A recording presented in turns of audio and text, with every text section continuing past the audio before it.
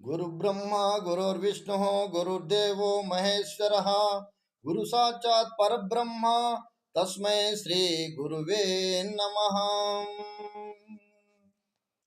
చీట్లాటపై మది శివుని యందుంచిన చిక్కదా మోచంబు చిటుకలోన పరస్త్రీలపై భ్రమ పరమాత్మ నెడనుంచ చిక్కదా మోచంబు చిటుకలోన గృహ కృత్యముల ఆశ గురువుపై నెడనుంచ చిక్కదా మోచంబు చిటుకలోన ఐశ్వర్యముల భ్రమ అచలమందుంచిన చిక్కదా మోచంబు చిటుకలోన. అందుకోసమనే మనకు ఏదైతే ఈ భ్రమ భ్రమ భ్రమ అంటా ఉండాదో, భ్రాంతి భ్రాంతి భ్రాంతి అంటా ఉండాదో, భయము భయము భయము అంటా ఉండాదో, ఎరుక ఎరుక ఎరుక అంటా ఉండాదో, మరుపు మరుపు అంటా ఉండాదో, భయము భ్రాంతి ఎరుక మరుపు ఇవన్నీ పోవాలంటే మనము కూడా ఇటువంటి నేర్చుకోవాలి.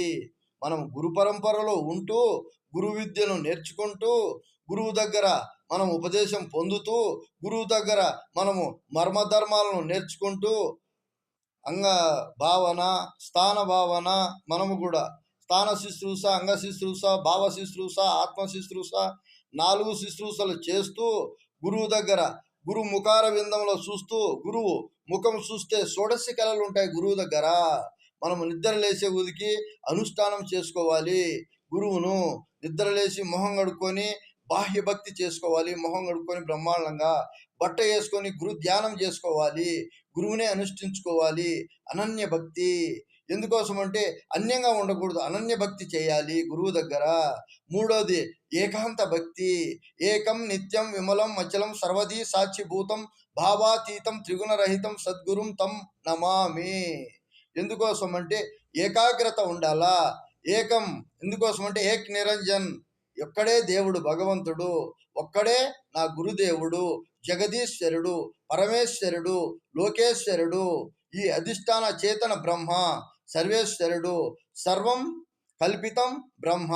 అందుకోసమనే ఓం నిత్యేకాచరం బ్రహ్మ వ్యాహరన్ మా మనుస్మరన్ భగవద్గీత. ఎందుకోసమంటే మీరందరూ కూడా గురు స్వరూపులై వర్ధిల్లాలి, గురుదేవుడై వెలసిల్లాలి, గురుదేవుడై పూజించాలి, గురు స్వరూపమును ధ్యానించాలి, మనమందరము తరించాలి.